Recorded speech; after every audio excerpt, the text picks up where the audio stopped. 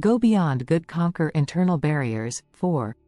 Good is the enemy of great. Jim Collins. Many years ago, a friend came to visit us in September and he brought us many live crabs he just caught from sea. I got excited to cook the crabs for our dinner.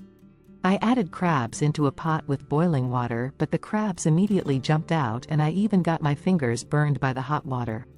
My friend laughed and said, "I can tell you do not know how to boil crabs. You should put them in the pot with cold water, then gradually heat the water so they will not aware, then they die and become your dinner on the table." He explained further, the crabs in the pot will do nothing at the beginning. In fact, they may enjoy the warm environment. When the temperature gradually increases, they become groggier and groggier until they are unable to climb out of the pot. They do not realize the slow gradual changes in the environment eventually will kill them. You are on the journey to grow to your fullest. Step 2, Conquering Oneself. Series 4. In the last 2 videos, we discussed how to die to our ego and the secret weapon to drive away fears.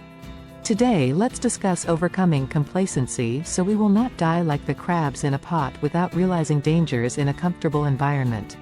Self-content or complacency is one of barriers most people face to grow to their fullest.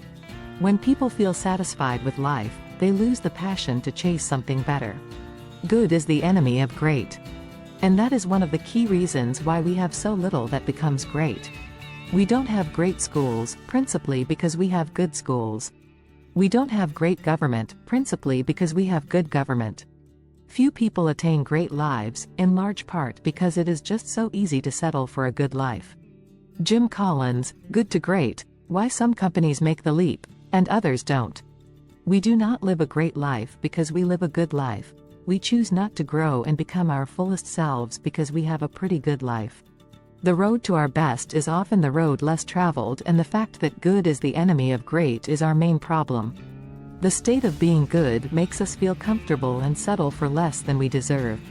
To be our best, we have to be aware of our good states, break out of them, and move on to something that is better for us. Otherwise, we may die in our complacency just like crabs die in a pot with water is gradually heated up.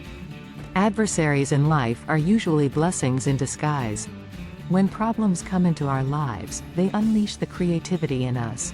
When we are pushed by our sense of urgency, we try to free ourselves from the problems by searching for solutions. We desire to explore our betterment by transcending the current situation. Tulips usually bloom better in spring after a colder and worse winter than a mild winter. Just like tulips, we must endure cold winters in order to have a full blossom too. When life is warm and ideal, it paralyzes the inner energy needed to break through the shells of the seeds. It causes us to lose the passion to bloom. We are thus not able to unleash our splendid inner glory. Instead, our very potential dies in coziness and snugness. If you do not suffer for a moment, you will suffer for a lifetime. Proverb 132 also says, "The waywardness of the simple will kill them, and the complacency of fools will destroy them." To overcome complacency, you have to be aware of your current state, constantly set up challenging goals. It's good to take a break after accomplishing a goal, but remember, do not let the break last forever. In the next video, I will discuss the last internal obstacles, procrastination and excuses, on your journey of growing to your fullest. If you want to have a group of people to support so you can share your roadmap, goals, celebrate your wins together, please join Grow to Your Fullest Circle on Facebook. The video based on the book, Grow to Your Fullest. You can get it on Amazon.com.